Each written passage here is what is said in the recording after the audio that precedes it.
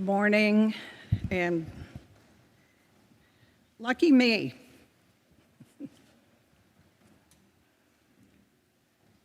In Spanish, there's a tongue-in-cheek expression about gossip. El bochinche no me gusta, pero me entretiene. I do not like gossip. Excuse me. I do not like gossip, but it entertains me.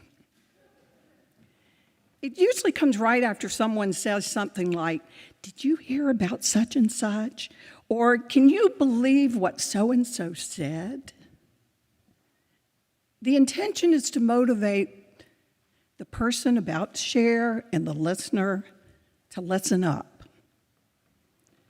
Our passage falls in the midst of the Sermon on the Mount, and theology professor Zaya Maldonado Parish suggests that surely in this long sermon about now, folks need to be perked up, and that it wouldn't be surprising for Jesus to include a bit of shock factor to do so.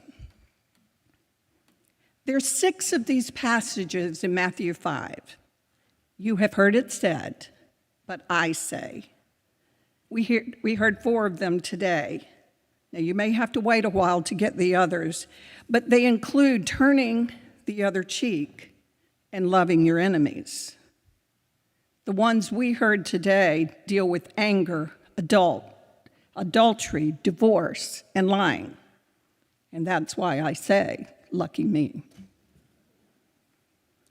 There are many ways to interpret our passage, and I would love to be on a fly on the wall in several other churches this morning to see what preachers are doing with this. I'm certain that some are focusing on the authority, establishing Jesus' authority. Some will hone in on a particular aspect of sin. We had much from which to choose. I think most would agree that Jesus is adding the internal piece to get to the heart of the matter by calling people not just to obey God out of some false piety, but from a desire that stems from the very core of their being, from their love, which would be totally countercultural. All of this makes sense. The 10 Commandments, they outlawed murder, but Jesus tracked that murder to the nest or to the home, which was the angry heart. He tracked adultery to its lair in the lustful look. Jesus sought to prevent these deadly deeds of murder and adultery by pointing to the root, which could be as simple as some hidden grudge that lies beneath it. I can't tell you how often this happens in the gangs in our community. I know personally one young 25-year-old man was killed because he wore the wrong colored shirt. The perfect example of a hidden grudge between the gangs. As Jesus moves to address demeaning name-calling, whether it's blockhead or fool or whatever your choice is, Jesus knows that to label another, we destroy the dignity of that person, and it's the very thing that we promise when we, in our baptismal covenant, when we say we will respect the dignity of all. Another interpretation includes Jesus calling us to go to any length to effect reconciliation, even if we're the innocent party. Now, for clarification, this does not mean living in danger, abuse, or in turmoil. Reconciliation is something that happens between you and God, and it's and, not a but. I invite you to be open to how reconciliation with a dangerous person in your life may take place. Again, not twisting my words in any way to think I'm calling that you should live in abuse. To most of us, do not kill has no relevance, since most of us would never literally think of killing someone. But as Jesus equates being angry to do not kill, suddenly this phrase becomes a decision that we have to make every single day. And herein lies the rub.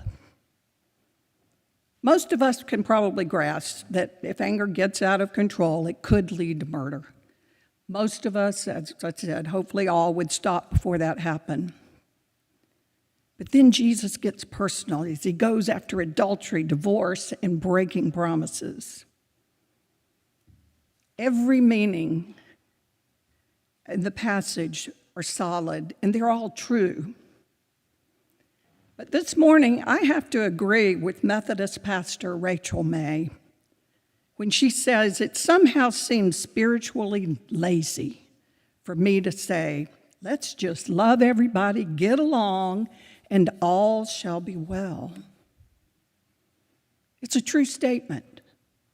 But what Jesus is calling us to do causes us, we have to make a decision every single day to set us up for this success, to set us up to even love. And if we're called not to be angry, not to commit adultery or divorce or swear falsely, we need to learn how to manage conflict. And to that I say, finally, something I can at least learn. While there's a lot I would like to say about conflict that comes from adultery, divorce, or breaking oaths and promises, I realize it's not necessarily pulpit appropriate.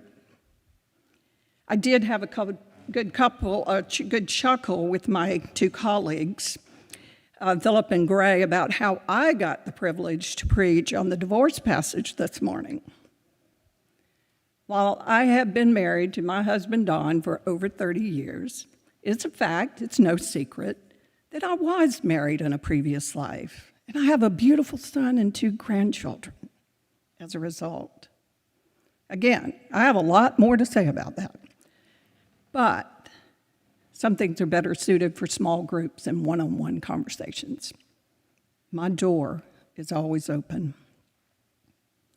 But what I can say, hear and believe with my whole heart, that if we would learn to deal with conflict in a constructive way, we would make the better choices that the writer of Deuteronomy called us to. Who doesn't want to choose life? But sometimes it even takes work to choose such. Conflict management requires honesty that doesn't come from some religious formula, but it requires a character that allows us to say what we mean what we say constructively. As Scott and Holly Stoner often say what you mean what you say, just don't say it mean. Public life and language has been so corrupted, and these distortions have conditioned us to think that mean speech is acceptable. Dr. Scott Black Johnston spoke on this right here in the space this week, about how we rip one another apart when someone, be it in politics, religion, or in marriage, doesn't agree with our perspectives or our practice. Dr. Black Johnston exhorted us to pursue this difficult work of conflict management, and he said the people of faith need to be the ones that light this way. He encouraged us to recommit to the highest principle, our virtues, that, and I quote, and to turn hearts poisoned by cynicism into instruments of love. Well, I'll be darned if it ain't just love everybody, get along, and all shall be well. Love is what it's all about. But we have to accomplish this. But we accomplish this only when we communicate, and many of us have to learn how to manage conflict to communicate. Marriage counselors often report that poor communication is the greatest single cause of domestic difficulty. Sometimes just realizing we have a choice gets us more than halfway there. Just recognizing we have a choice with our words, our actions, what we do with a lustful look or a racist comment from someone we otherwise may respect begins the process of conflict management. It's too easy to believe there's no other choice.